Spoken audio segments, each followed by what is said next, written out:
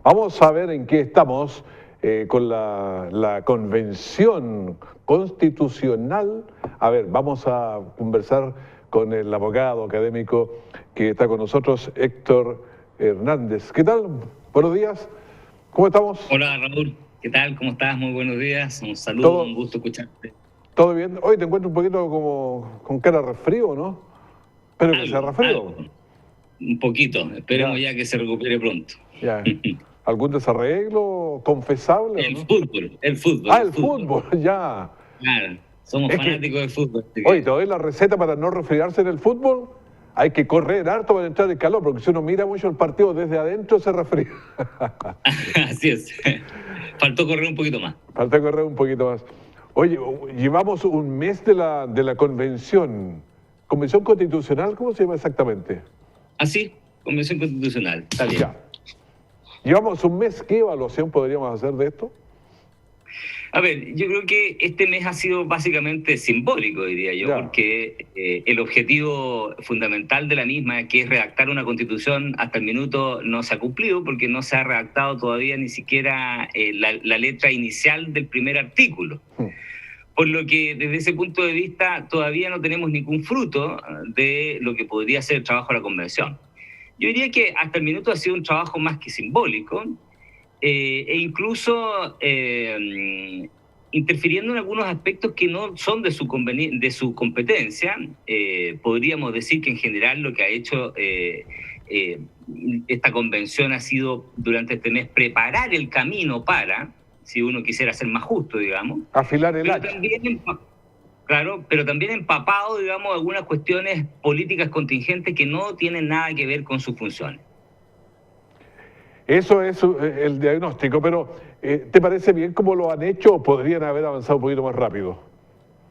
Mira, yo definitivamente, si tú piensas que tienen un mandato de tiempo acotado, que son 9 meses, extendibles por un periodo breve más de 3 meses más, digamos, evidentemente uno hubiese esperado que por una cuestión económica, la situación económica no espera a nadie, la incertidumbre económica no espera a nadie, jurídica y evidentemente social, hubiésemos esperado, y creo yo que muchos esperan así, que hubiese sido mucho más rápido el trabajo de la convención y que se hubiesen acomodado y hubiesen dedicado los tiempos que están dedicando para otro tipo de situaciones que no tienen nada que ver con su función en trabajar en el desarrollo del articulado de la Constitución. ¿Por qué te digo esto?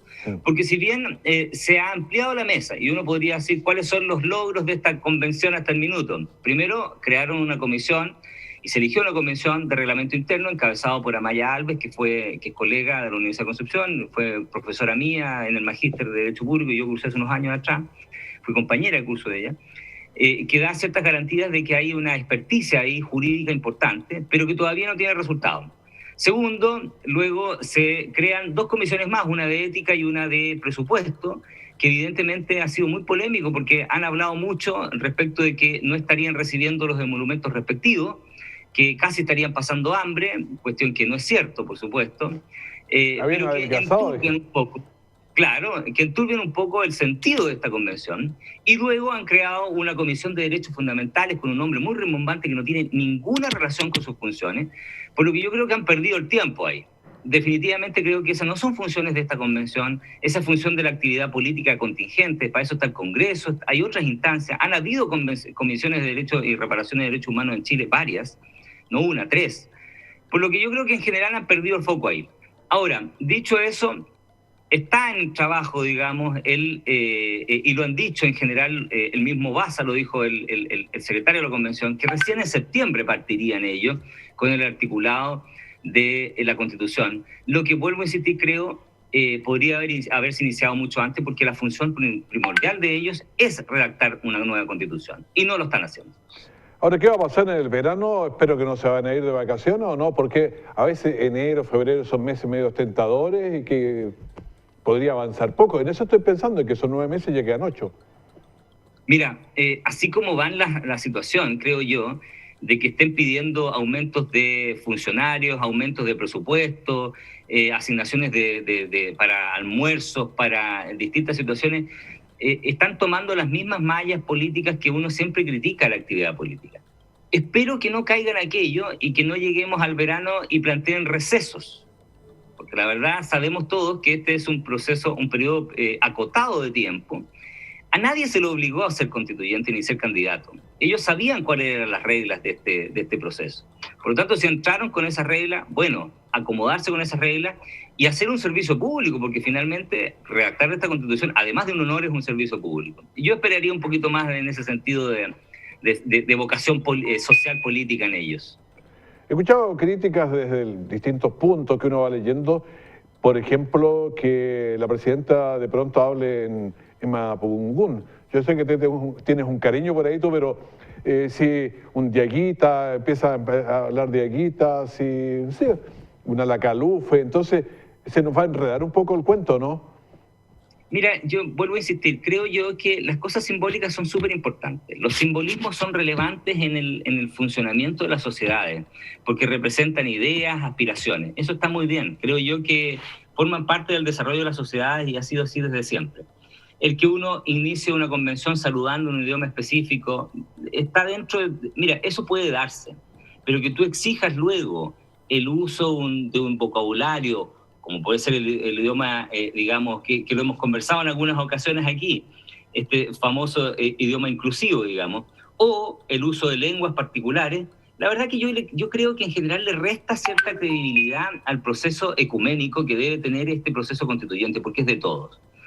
Eso por una parte, creo yo que es una crítica justa que se le puede hacer. Una cosa es saludar, hablar una introducción, pero otra cosa es después pretender que todos se acomoden a mi forma. Y yo creo que eso está en contra del sentido originario de esta convención. Y lo segundo, yo creo más grave todavía, porque yo creo que ese tipo de situaciones de los idiomas se pueden solucionar. Yo creo que lo más grave fue la entrevista el fin de semana de la presidenta de la convención, la señora Loncón.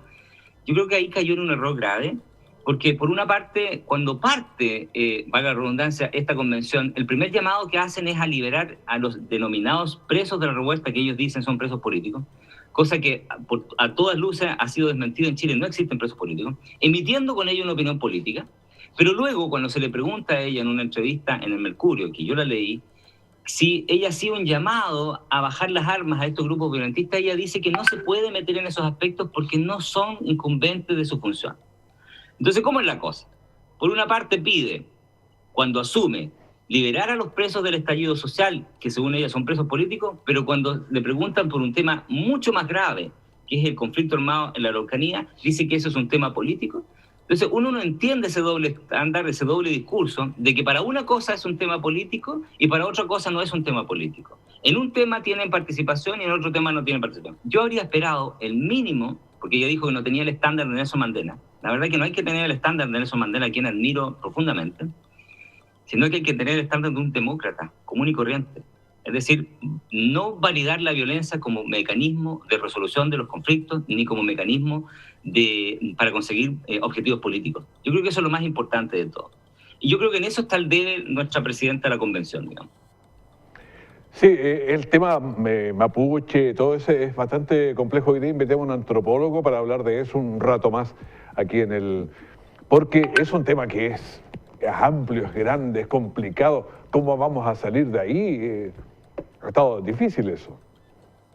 Sí, y lo hemos conversado en algunas ocasiones. Yo creo que este es un tema que cruza varias aristas. Yo creo que hay un tema político, evidentemente. Hay un tema de recursos, evidentemente. Hay que poner mucho más recursos en esa zona.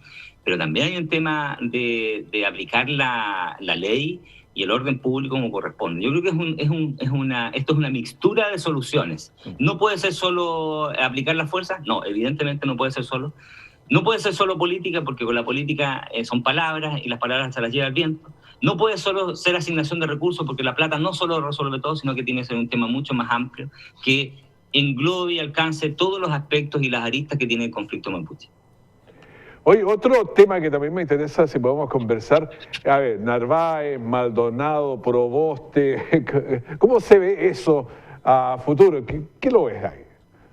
Mira, yo veo que ahí está, lo tiene muy difícil la vieja concertación. Hoy día precisamente salió una encuesta de la Universidad de Talca y de otra institución más que hablaba que el 41% de los chilenos se sitúa en el centro político.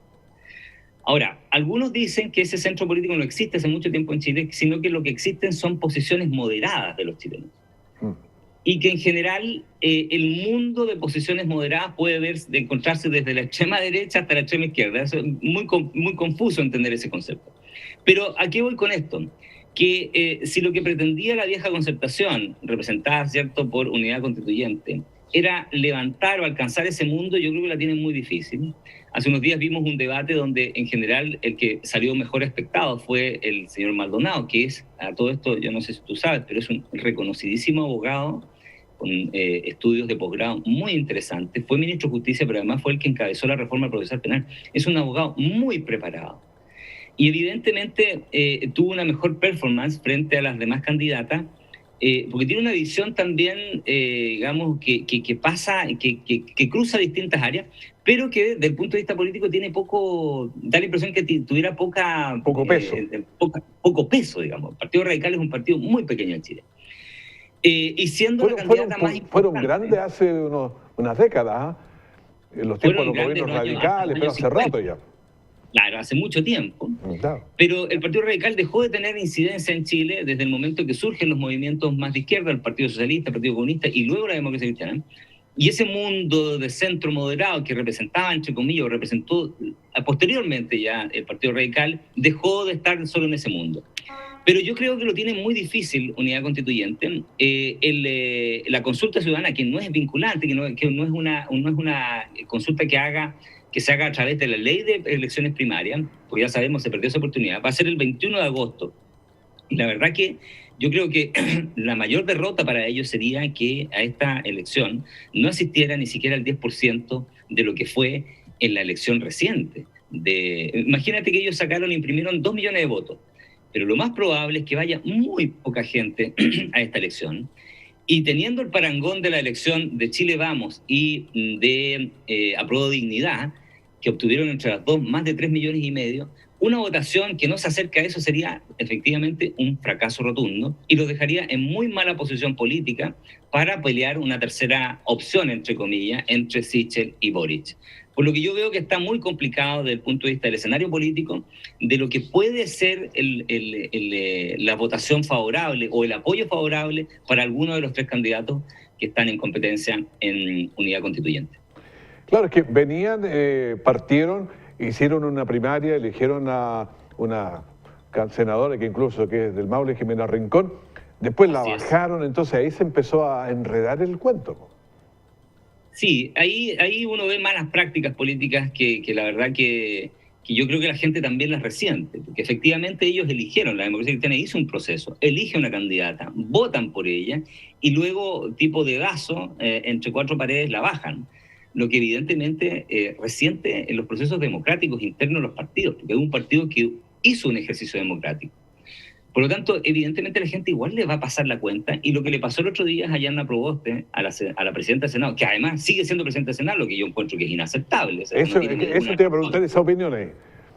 Es absolutamente impresentable, eso no tiene ninguna razón, más en el Chile de hoy, cuando tú sabes que en general la gente repele ese tipo de contubernios políticos, porque en el fondo la gente se da cuenta perfectamente que lo único que pretende con mantener este cargo es a ganarse, digamos, una pequeña ventaja política por estar en primera línea, en primera exposición, y ya sabes que la gente en general, después del estallido social, incluso antes, repele ese tipo de conducta. Yo creo que por eso la castigaron cuando fue a esta feria, ¿cierto? Y la gente...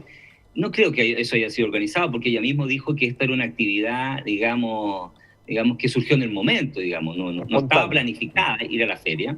Por lo tanto, no creo que haya sido planificado, además, el rechazo que tuvo, pero es sintomático de esta actitud. Ella es candidata, a la vez presidenta del Senado, y además impuesta, digamos, dentro del partido, habiendo bajado una candidata que fue elegida democráticamente. Entonces la gente no es tonta, se da cuenta de este tipo de situaciones y las repele de alguna manera. Eso nos viene un escenario bastante complejo a futuro, pero aquí uno va a quedar, no sé, Maldonado tiene muchas capacidades, pero como que no logra entusiasmar a la gente, digamos, por el partido, vaya a saber por qué. Así que uno despejaría como que le quedan 2. Sí, yo pensé en algún minuto incluso que quizás, ya que Paulo Narváez era la candidata de Michelle Bachelet, la expresidenta, que ella podría haber hecho un gesto mayor para darle mayor apoyo, pero eso no ocurrió y no va a ocurrir, lo más probable. Y si la lógica prima, debería ganar Jasna Proboste.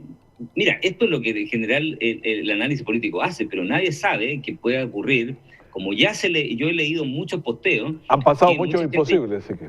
Claro, que mucha gente está diciendo ya, oye, vamos a votar por Maldonado para que no salga Proboste. Lo he leído, digamos, un poco haciendo el símil, el parangón de lo que ocurrió con Jadwe Boric, digamos. Mucha gente llamaba a votar, incluso de la derecha, a votar por Boric para que no saliera Jadwe, digamos.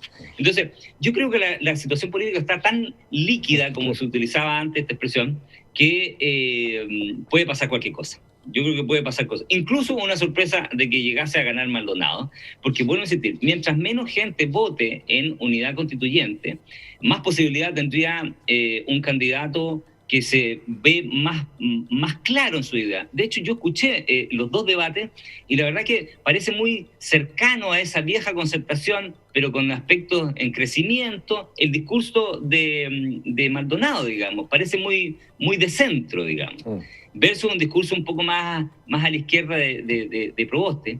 Por lo que no sería raro que algún mundo que se sienta un poco más cercano, vuelvo a insistir, esta encuesta del 41% de los chilenos que dice que es de centro, vote por Maldonado, generando nuevamente este nuevo escenario donde los candidatos que están primero en las posiciones y en las encuestas no resultan elegidos. Podría darse. Nada está escrito. Héctor Hernández, te agradezco estos comentarios, actualizaciones de lo que está pasando, opiniones, así que muchísimas gracias. No, gracias a ti, un saludo cordial a todos.